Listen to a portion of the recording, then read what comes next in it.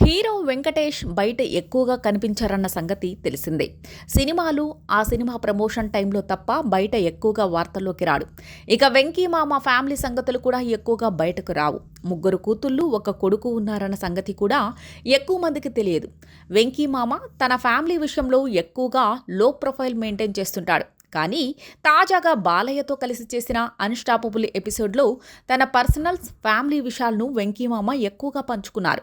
తన తండ్రి చివరి కోరిక తీర్చలేకపోయానని తెగ బాధపడ్డారు.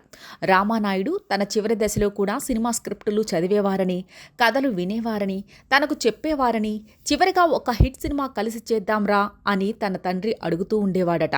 కానీ ఆ కోరిక తీర్చలేకపోయాను అనే బాధ వెంటాడుతూనే ఉంటోందని కన్నీరు పెట్టుకున్నాడు వెంకీమామ. ఆ ఒక్క కోరిక తీర్చి ఉంటే బావుండేదేమో అని వెంకీమామ అనుకున్నాడు.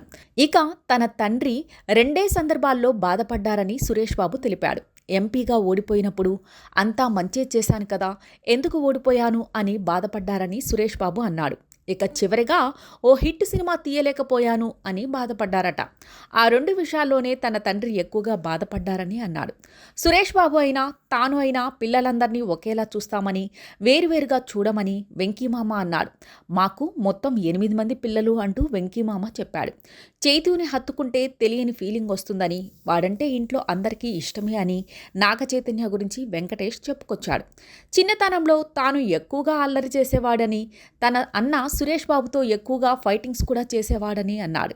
ఇక తనకు తన ఫ్యామిలీయే ప్రపంచమని, తన భార్య నీరజే తనకు బెస్ట్ ఫ్రెండ్ అని చెప్పుకొచ్చాడు వెంకీమామ.